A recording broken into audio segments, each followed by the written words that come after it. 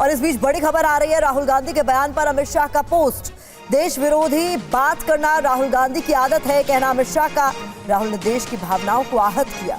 राहुल ने आरक्षण खत्म करने की बात की। देश की एकता से कोई खिलवाड़ नहीं कर सकता, ये गृह मंत्री अमित शाह की ओर से पोस्ट किया गया।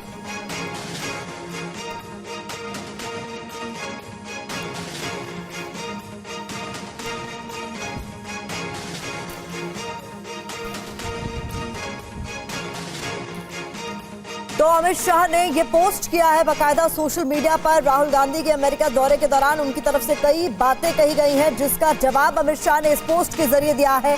और क्या कुछ कहा ये हम आपको बता दें। जी हाँ, तो देखिए, इलेक्शन प्रोसेस को लेकर खास तौर से राहुल गांधी की तरफ से अमेरिका में जो कहा गया था उसको भी घेरने की कोशिश की गई है। देश विरोधी बातें करना और देश को तोड़ने वाली ताकतों के साथ खड़े होना राहुल गांधी और कांग्रेस पार्टी की आदत सी बन गई है, ये कहा है गृह मंत्री अमित शाह ने अपनी एक्स पोस्ट में।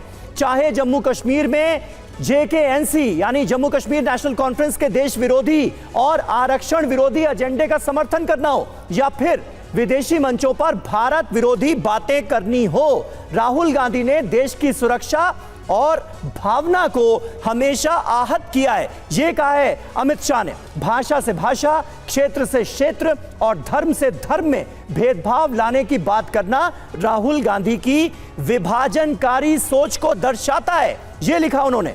राहुल गांधी ने देश से आरक्षण को समाप्त करने की बात कहकर कांग्रेस का आरक्षण विरोधी चेहरा एक बार फिर से देश के सामने लाने का काम किया है। आरक्षण को लेकर जो बयान था राहुल गांधी का, उस पर घेरा है अमित शाह ने। मन में पड़े विचार और सोच किसी न किसी माध्यम से बाहर आ ही जाते हैं।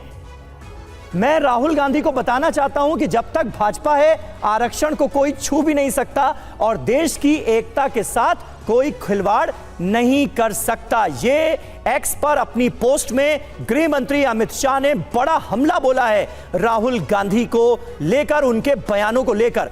आमोद राय हमारे साथ, हमारे पॉलिटिकल एडिटर इस वक्त जुड़ चुके हैं। आमोद, एक्स पर पोस्ट अमित शाह की और राहुल गांधी के जो बयानात सामने आए, अमेरिका में जो उनकी तरफ से कहा गया, उसको लेकर जबरदस्त तरीके से घेरने की कोशिश। देखिए समीर, निश्चित तौर पे गृह मंत्री अमित शाह के सामने एक बड़ा मौका है। राहुल गांधी लगातार ये मांग कर रहे थे कि जातीय जनगणना होना चाहिए और कांग्रेस उसका समर्थन करती है, और उसी वक्त राहुल गांधी अगर ये कहते हैं कि जब हम सत्ता में आएंगे तो आरक्षण खत्म कर देंगे, तो ये कहीं न कहीं बीजेपी को उन्होंने एक फुल टॉस दिया है उसी मुद्दे पर घेरने के लिए जिसको लेकर वो देश में राजनीति करना चाहते थे। तो ये आप देखिए कि किस तरह से गृह मंत्री ने सीधा हमला उन पर बोला है।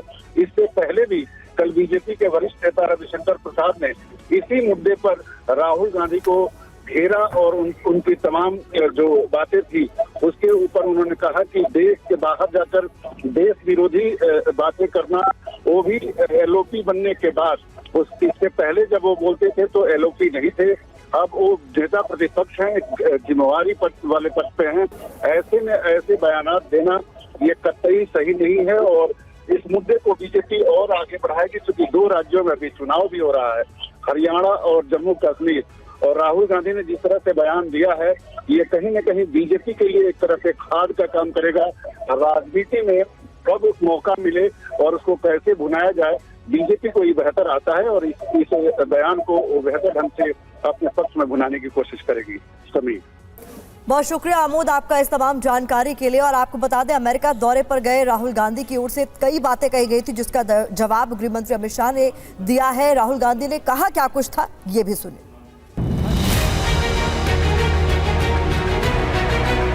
It's not the only tool. There are other tools. But we will think of scrapping reservations when India is a fair place. And India is not a fair place.